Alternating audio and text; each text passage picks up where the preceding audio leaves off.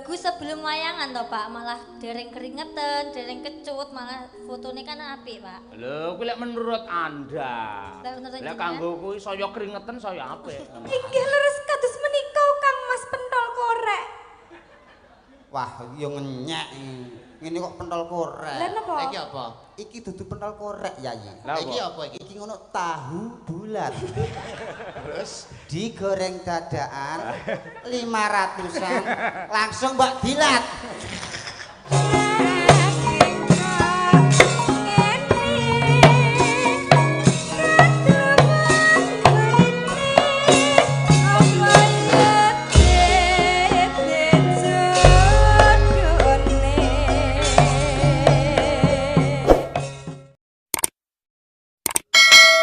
Temenanan. Wis lek mulih ning Solo no rasa salin wis ning bis ning HI wis ngono ae. Lah napa Pak? Heeh, bukan si barang tak pengen salin sak urunge teko omah. Ayo ngono. Saya- Tak jak foto arepe. Lah mau sampun foto jenengan. Lho fotone arep wayangan karo bar wayangan ya beda. Loh, kan bagus sebelum wayangan toh Pak, malah dereng keringetan, dereng kecut, malah fotonya kan apik Pak. Lho, kuwi lek menurut Anda. Lah menurut Lek jenengan? kanggo kuwi saya keringetan saya apik. Tegese apa kuwi banyak kolesterol yang terbakar ngono lho, kalori ngono lho. Ayo, masamu. Oh Pak.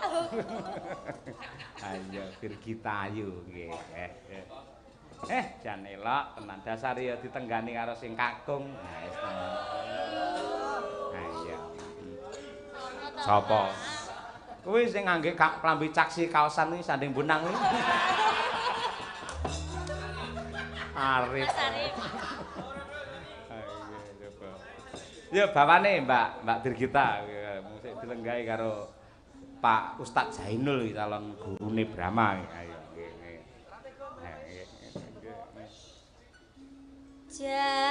Jarwane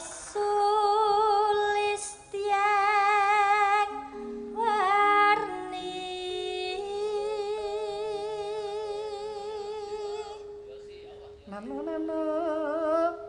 roh kebyareng jagat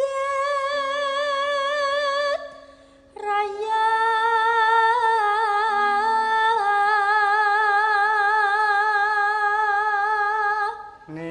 Nanu ayo momong lair wae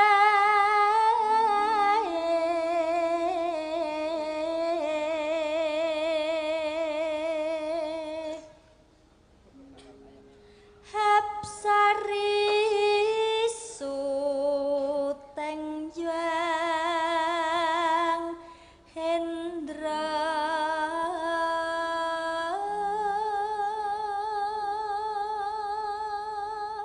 nanu jaba lan jero beda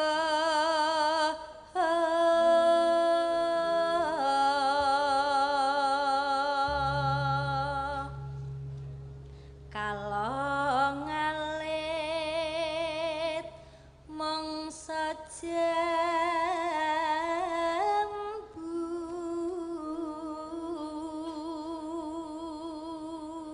kalong alit mangsa jambu codot. Ya. kok pedhot talining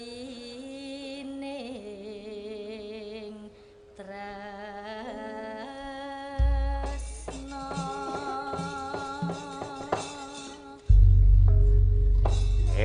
Monggo sak langgamipun muga-muga iki iso ngoyak kondange sesideman karo Sri Uning. Abote katresnan. Ya Bir, kaya apa abote Bir? aku bingung campur guyang mego mendung rasa aku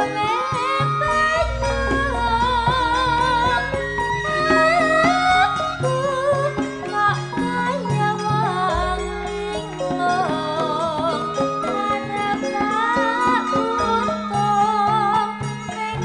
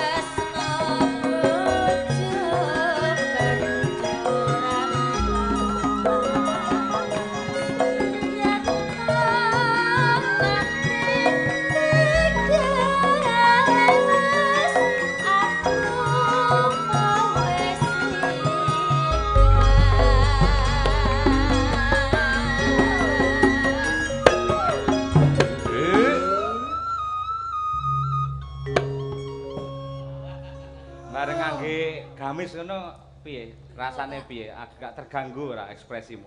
Mboten Pak, biasa kula Pak. Biasa, Paling ya? jalannya ini loh Pak nyerimpet ini, kedawan roknya. Kedawan. Cincing nolak kedawan.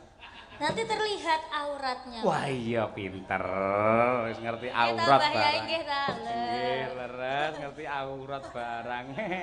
Alhamdulillah, lek mangan Pak Kiri mandeg lho Bir ya. Lho mboten nate kula. Mboten nate. Jos ora apa-apa, heeh.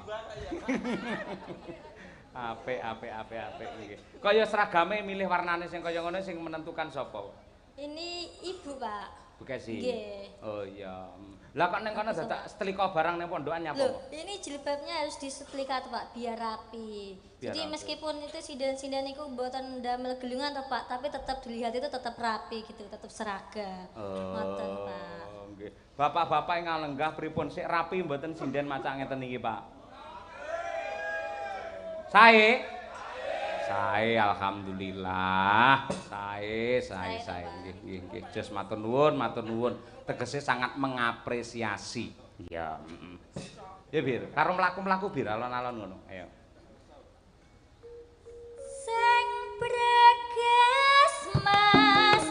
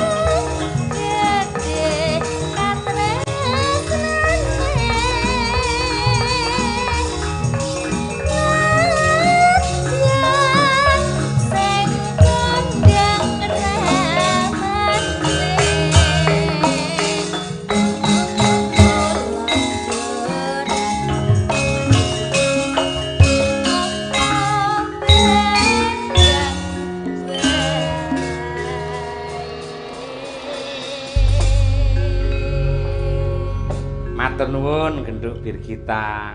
Cak Yuda ingkang ngusulaken dumateng para pepunden panitia supados ingkang ngregengaken wayangan dalu menika jenengan ingkang diaturi niku kula amargi kula ngertos latar belakang panjenengan menika kejawi sok ndagel niku nggih sok pengajian barang.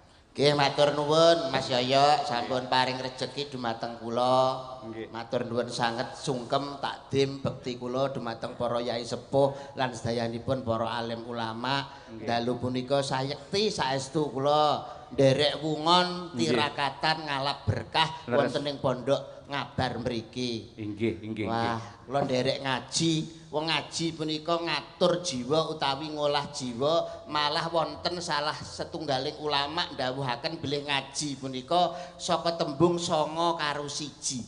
9 kali 1 tegesipun ngaji menika saka tembung 9 karo 1 sing tegese nutupi baban hawa 9 mung 1 kang kaesti semembah ngersa dalem Allah Subhanahu wa taala. Oh, inggih. Wonten ugi ingkang menjabarkan ngaji. Ngopo kok kudu ngaji? Uripmu men aji. Leres. Men duwe kehormatan, men duwe ya kuwi harga diri. Mergo yen ora duwe ilmu mboten gelem ngaji, ora duwe akhlak sing becik, tan wurunga ya disepelekake karo wong liya ngoten niku. Nek pengin diajeni ya kudu gelem ngajeni. Nggih.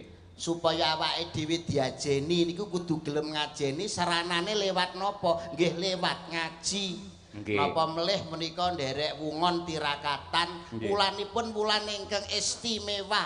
Wulan Muharram utawi Kyai Jawi napa menika mastani wulan Suro. Nggih. Kathah kejadian-kejadian yang luar biasa terjadi pada bulan Muharram utamanya tanggal 10 Muharram. Leres. Ing antawisipun Nabi Musa terbebas dari kejaran tentara Fir'aun tanggal 10 Muharram. Kanjeng Nabi Ibrahim terbebas dari kobaran api yang menyengat pada bulan 10 Muharram. Nabi Nuh terbebas dari banjir bandang yang luar biasa pada 10 Muharram. Mas Mondol nggih ngaten terbebas dari kejaran Bang Mekar nggih tanggal 10 Muharram niki merga ya pas tanggapan dadi wah bebas luar biasa. Kaya gandenge Njeng Nabi karo Mondol. Nggih maksudnya nggih Mas Mondol niki nggih arep dikaya ngapa menika nggih salah setunggaling umat. Nggih sareng-sareng ngalap barokah, sareng-sareng nderek ngaji. Nggih. Wong saestu wong niku nek dawuhipun niki kula mencuplik sekedhik Mas nggih. Dawuhipun Syekh Mutawali As-Sahrawi. Nggih. Dawuhipun Syekh Mutawali As-Sahrawi menika arisku arba'i darojatin. Artinya rezeki menika dibagi menjadi 4. Nggih, napa mawon? Rezeki menika wonten 4 tingkatan. Rezeki niku ada 4 tingkatan. Rezeki sing paling ngisor dhewe nggih menika almal huwa atna darojatin rizki. Bondo dunya menika derajat sing paling ngandhap piyambak. Kekayaan menika ternyata rezeki sing paling ngisor dhewe Mas. Sing digoleki menungsa rina wengi esuk sore ngalor ngidul ngetan ngulon direwangi gulung gemak adus kringet paribasane nyatane niku termasuk rezeki sing paling ngandhap piyambak. Nggih. Lah tataran rezeki sing nomor 2 napa? Al afiyati. Nomor 3. Nomor 2 no, niki wae nomor 1 kan. Oh nggih. Napa menika sugih utawa bondo donya. Sing nomor 2 al afiyati utawi dipun paringi sehat. Menika termasuk a'la utawa derajat ingkang paling tinggi diparingi kesehatan. Gunane apa duwe bondo donya, duwe harta sing melimpah tapi nek penyakiten nggih mboten bisa menikmati kekayaannya. Muspro tanpa guna. Muspro tanpa guna, duwe kasur empuk, duwe sofa empuk tapi nek bokonge udunen. Nggih. Mangan sate, mangan gule, mangan rawon tapi nek sariawan. Nggih, darah tinggi. Duwe omah gedhog megrok-megrok, mobil mewah nek matang-matang setruk. Duwe bojo ayu kinyis-kinyis tapi nek anyang-anyangen. Lho. Iya. Nggih ta, mboten saged. Milanipun sugih menika tesih di bawahnya sehat. Lah sak ngandhapipun sehat dawuhipun Syekh Mutawali As-Sahrawi menika napa? Diparingi rejeki putra ingkang soleh lan solehah. masih to rapati sugih, masih to rapati sehat, tapi nek nyawang putra-putrine soleh-solehah niku ayem, minimal saged ndongakne nyuwargane wong tuane. Nggih. Trep panjenengan mondokke putrane teng mriki cocok kula wis saestu sarujuk sanget kula. Nggih. Mbok putrane jenengan di pondokne mriki. Sampun mondok Mas sedaya. Alhamdulillah anak kula sing bajeng sampun lulus wonten ing UIN Ponorogo mriki. Nomor 2, nomor 3 mondok wonten ing Al-Fatah Temboro Magetan. Alhamdulillah pangestu panjenengan. Lah putrane Mas Mondo jare ya mondok. Lho kelas 5 SD sing wedok nika? Nggih. Meteng Mas nika. Lho, Ngawur iki. Lah sing wedok kepare meteng to anakmu. Ngawur kowe. Lah kok iso lho? Wis nglairno. weh. Malah wis Malah meteng. lairan. Lah ngene didikane wong tuwa ki piye ngono kuwi. Nggih. Wong Ya kok iso. ora. Wong ya anakku ya paling murah ku ya wis tak pondokno. Pondok endi? Pondok Ramadan, Coba nembang belok apa slindro? Slendro. Iya. Tembangnya sing tembang katresnan apa tembang sing katresnan ae lah. Oh iya. Ya tembang katresnan pamane gandrung karo salah sawijine sinden. Ya. Nggih. Gandrung karo salah sawijine sinden. Iso sapa pilihan sing Sing mbak pilih sing di Yo Mbak Winong ya kena, Mbak Birgita ya kena, sapa? Mbak Winong ya ora apa-apa. Alah. Aku ini nyawang Mbak Winong iso. Cah rupane kaya nyambi. Oh berarti apa ki tembang katresnan? Tembang katresnan. Gandrung. Mangga Mangga, kenalan Mbak. jenengan. Ya kancanana. Winong. Mangga. Wah digandrung. Tan. Ini Jajane jajan mondol lah iki. jajan gandrung wong ayu Ya, rasane. tapi ya aja cedak-cedak dudu muhrime lho saka kaduan ae. Iya. Yo atuh ora apa-apa aku lewat bluetooth ya iso kok. Loh, Cedak modern. Sama teknologi yo. Ya. Ayo coba katresnan wong ayu garwanipun Kakang awit ana ngono. Wong ayu garepun kakang wong ayu. Iya coba. Kuwi lho cara tembang. Kok tawannya jahat gitu toh? Piye? Kok tawannya jahat gitu kayak siluman? Aku mung sawangan iki jahat asline lembut. Lembut kulit kepala nih. Lembut. Ndang, cepet aku digandrung. Bener Slendro kuwi bener. arep apa iki? Rukun. Alah Mas. Gandrung lho. Gandrung. Mau ya wis lho dadang kula Gandrung rukun Islam. rukun Islam. Gandrung iki nek katresnane apa andon katresnan kok iso. Gandrunge ning pondok. Masuk gandrung nang pondok ya ora rukun Islam kok iso. Lah sing piye? Ya liyane memanismu kae ya kena. Wong kok iso. Sinom grendelan to. Lah grandel. Sinom grandel utawa sinom slobok. Memanismu Enak. kang ujiwat. Alah. Malah jula-juli iki lho. Nano. Kang jiwat. Arep marah ya. Ora. Kaya pinter-pinter. Ya. Memanismu Piye tangane piye? kang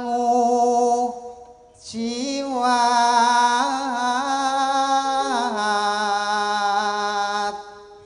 Pasangan serasi tenan rek iso. Dan. Ibarat Kumaratih gandeng Komodo.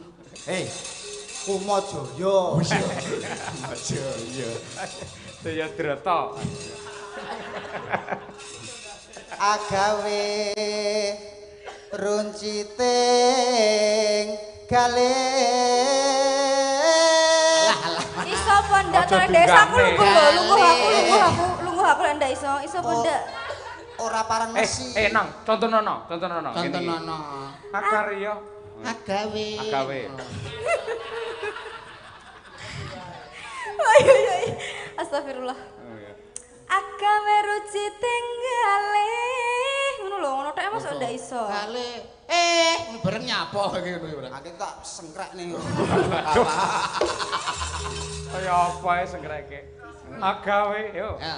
Agawe runciting galih.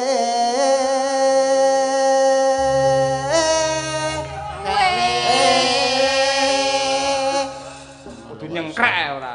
Aku yang geroh lara. Lara apa kowe iki? Kencing manis. Amin.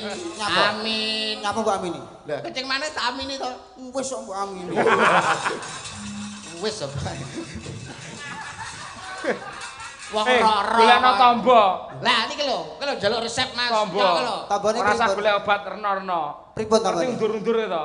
Nggih. Kaya panganan sedina ping 3. Isuk siji, awan siji, sore siji. Alah wis tau ya Ndul ya. Undur-undur. Lah aku lho entek sak toples undur-undur tok. Ya manis sih. Ya panggah kencing manis. Terus mlakumu Mlakune ya mundur malah. Wis gak paham Mas. Bapak Rara apa kang si nedya. Aja cedak-cedak mikir, aja cedak-cedak. Nyapa? cuwil kok. Untumu kaya ngono. Nyapa untukku? Lah kuwi lho untumu kaya ngono iki ora ngarani lho kok iso. Arep ngelokno brongos kowe. Sapa sing ngelokne sapa? Lah Lah, kuwi kuwi- ngono ya apa nek ora brongos? Iki ora brongos. Lah nyapa? Raiku sing kemunduran. Nah. Upama Gandem lho suarane. munduta rukmi. Gak iso ro. Rukmi. Rukmi iki kencana utawa Mas? Rukmi. Oh tak kira rukmi. Mula nek tuku kaset aja bajakan, ndak kleru ora. Upama munduta rukmi.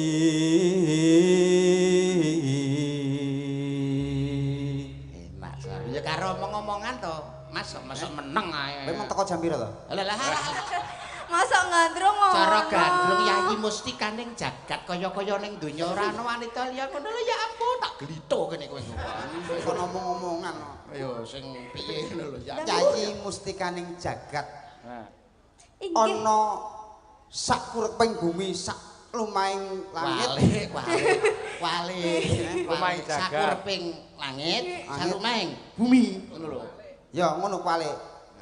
Ana ing sak lumahing bumi sak kureping langit ya mung siramu sing tak tresnani Yayi. Napa inggih leres kados menika Kang Mas pentol korek. Wah, ya ngenyek. Ngene kok pentol korek. Lah napa? Iki apa? Iki dudu pentol korek Yayi. Lah Iki apa? apa iki? Iki ngono tahu bulat. Terus Digoreng dadaan 500-an langsung mbak dilat. nesu, Kok digandrung ngelokno pentol korek. Lah gemes kok, gemes kok. Gemes kok iso. Ya. Yayi. Ana ing sakjroning Taman Makam Pahlawan kene sliramu. Taman Keputren iki. Makam pahlawan mendembokmu ngono. Aku grogi. Santai. Ana ing sakjroning Taman Kaputren kene sliramu bakal tak gandring Yayi. Gandrung. Tak gandrung. Tak rungrum tak mulyake uripmu tak senengke atimu Yayi. Iya. Saya isu saya lucu lagi. Nggih. Ya. Napa leres kados menika Kakang Mas? Iya Yayi. Ora kaya yae to. Iya Yayi ngono lho. Iya Yayi. Nggih. Tartamtu tak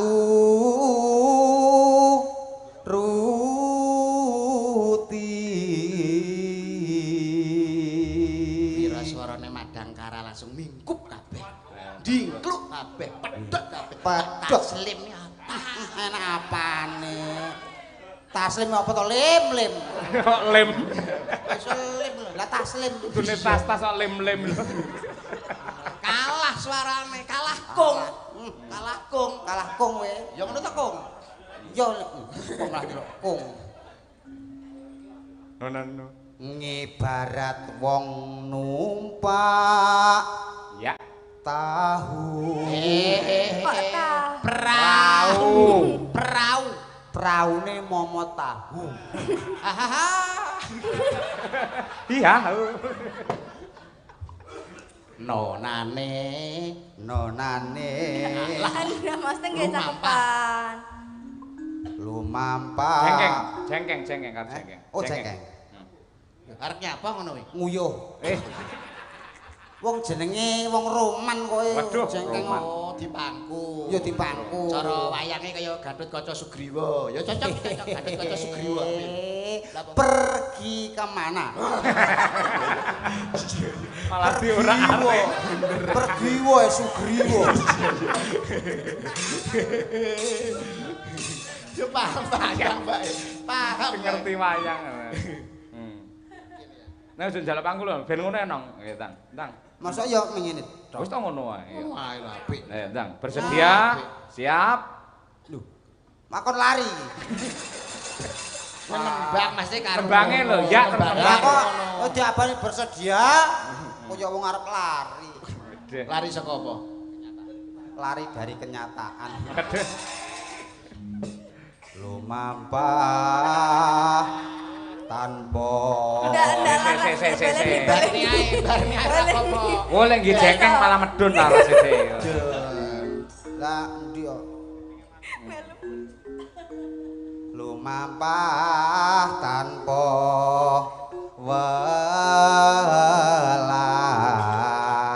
welah apik jane suarane Mas Jos. raine sing elek ya nek elek sesuk tak cete ben apik Apa-apa kabeh nembang apik, joget apik, ngendang ya apik. Nah, alah ngedol ya apik nggih. Carine sapa? Ya dintakne. ing madyane Lho, ngadeg malah keduren ngono lho, terus njaluk piye? jane iki teladenane kok angel mong to Lho, Ndek sing ora pas kowe kuwi lho pas nek karo kae kok sing kleru ndek kok iso ladenane angel. lah iya Lho piye? Contone nang, contone nang. Ing madyane ngono lho, semono lho. ing madyaning jala Sik. nindi Nidi kok iso Nindi nindi. sapa? Dolo nidi segara, Nidi nindi. ora nindi. wah krunguku nindi kok Nidi. temah gonjing ngagenjong neng